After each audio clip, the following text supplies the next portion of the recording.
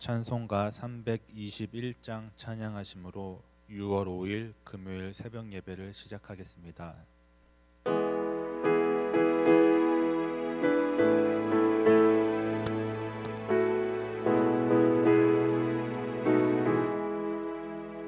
날 대속하신 예수께 내 생명 모두 드리니 늘 진실하게 하소서. 내 구주 예수여, 나 구주이게 살리라. 내 기쁨 한량 없으리. 내 갈 길 인도하소서. 내 구주 예수여, 날 구원하신 예수를 일평생 의지하오니 날 영접하여 주소서.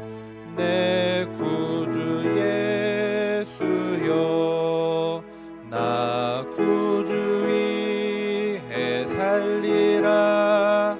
내 기쁨 한량 없으리. 내 갈 길 인도하소서. 내 구주 예수여, 주 십자가에 달리사 날 자유하게 했으니 내 몸과 마음을 주 위에 다 쓰게 하소서. 나 구주이해 살리라. 내 기쁨 한량 없으리. 내 갈 길 인도하소서. 내 구주 예수여,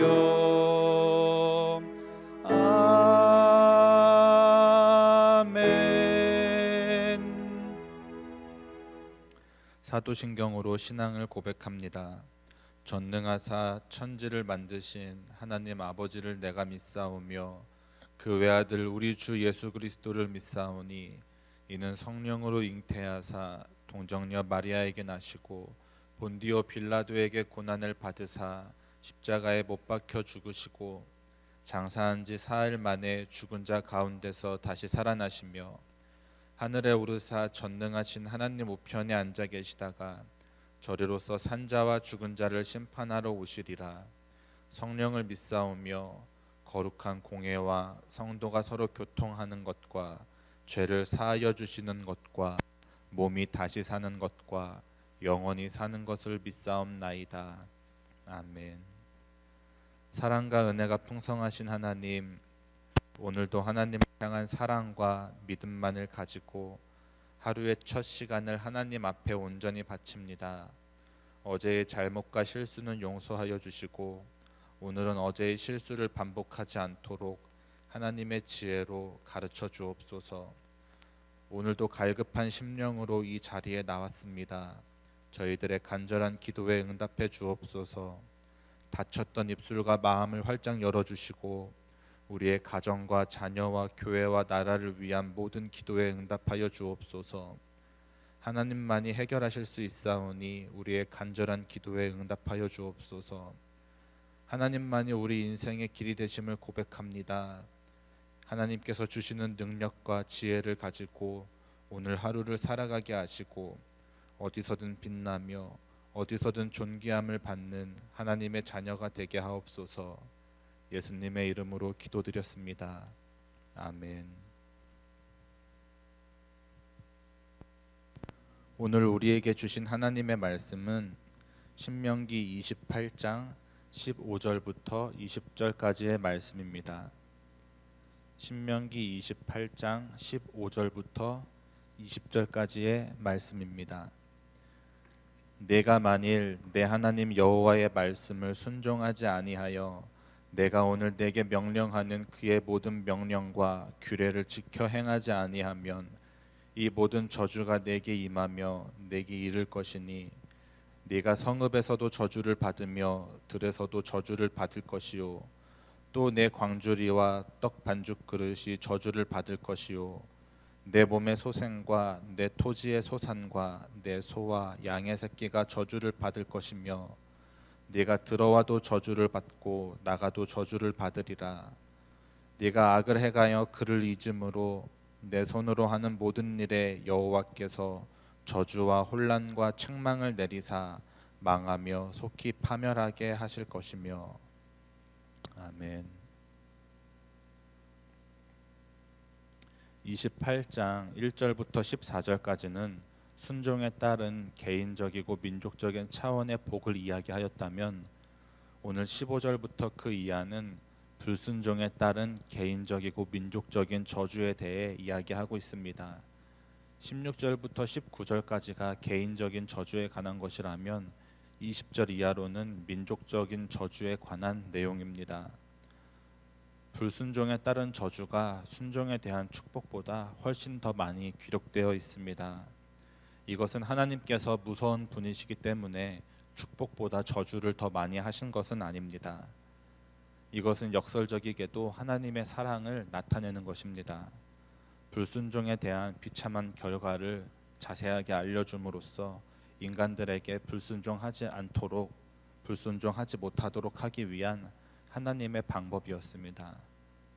우리는 오늘 본문을 자세히 살펴보면서 우리에게 하시는 하나님의 말씀을 함께 나누도록 하겠습니다. 본문을 보면 모세는 이스라엘 백성들에게 하나님의 말씀에 불순종하면 저주를 받지만 하나님의 말씀에 순종하면 복을 받을 것이라고 이야기합니다. 그런데 하나님의 말씀에 불순종할 때 받는 저주는 단순한 저주가 아니라 삶의 모든 영역에서 저주를 받게 될 것이라고 이야기합니다. 1절부터 14절까지 나왔던 축복과는 대조되는 말씀입니다. 하나님께 축복을 받은 자들은 하나님 앞에 순종했다는 이유만으로 축복을 받습니다. 마찬가지로 하나님께 저주를 받은 자들은 하나님께 불순종했다는 이유 하나만으로 저주를 받게 되었습니다. 이스라엘 백성들의 운명이 이같이 비극적으로 나누어지게 된 것은 바로 하나님의 말씀에 대한 순종 여부에 달려 있습니다. 이것은 오늘날 우리에게도 마찬가지입니다. 하나님의 자녀된 우리가 하나님께 순종하는 삶을 사느냐 아니면 하나님을 거역하는 불순종의 삶을 사느냐에 따라서 우리의 삶도 축복의 삶이냐 아니면 저주의 삶이냐 이렇게 나누어지게 됩니다. 세상 사람들은 자신이 가지고 있는 재능이나 열심이나 노력의 여하에 따라서 또는 내가 가진 것들로 인해 우리 인생의 성공과 실패가 가름난다고 생각합니다. 그러나 사실은 그렇지 않습니다.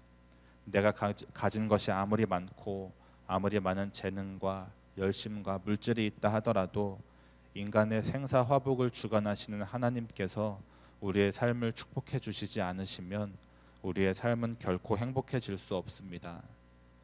우리 삶의 성공과 실패는 물론 내 자신의 노력 여부에 따라서 어느 정도는 이룰 수 있지만 근본적으로 더 중요한 것은 우리가 얼마나 하나님의 말씀에 순종하느냐에 따라 달려 있습니다.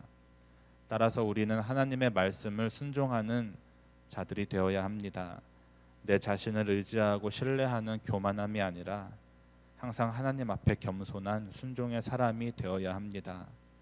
바라기는 오늘 하루 주님보다 앞서지 않고 겸손하게 주님의 말씀을 기다리며 그 뜻에 순종하는 성도님들이 되시기를 소원합니다.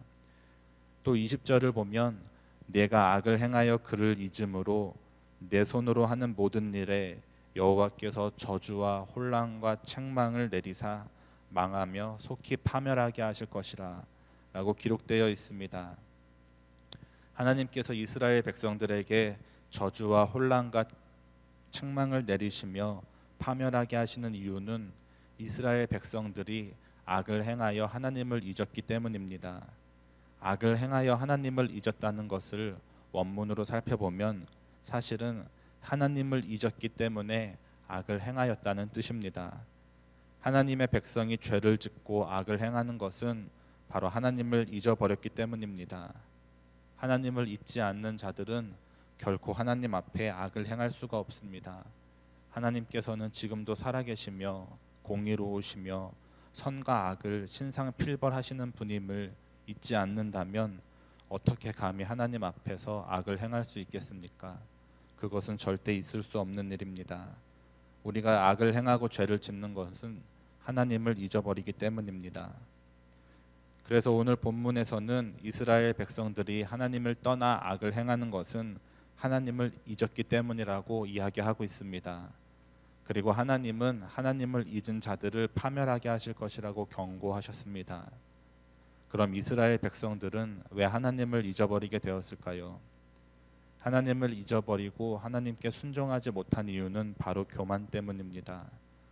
호세아 13장 6절과 7절을 보면 이렇게 기록되어 있습니다. 그들이 먹여준 대로 배가 불렀고 배가 부르니 그들의 마음이 교만하여 이로 말미암아 나를 잊었느니라. 그러므로 내가 그들에게 사자 같고 길가에서 기다리는 표범 같으니라. 하나님은 교만한 자들에게 사자 같고 표범 같다고 하셨습니다. 교만한 자들의 끝은 결국 파멸인 것임을 기억하시기 바랍니다. 따라서 우리는 항상 하나님을 기억하며 하나님의 말씀에 순종하는 삶을 살아야 합니다. 그럴 때 하나님께서 말씀하시고 약속하신 축복의 삶이 반드시 내게도 임할 것입니다. 바라기는 오늘 하루 겸손과 순종으로 하나님을 기쁘시게 하는 성도님들이 되시기를 간절히 소원합니다.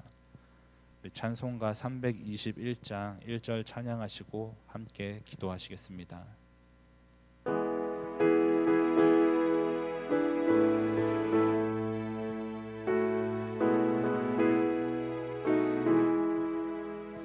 날 대속하신 예수께 내 생명 모두 드리니 늘 진실하게 하소서.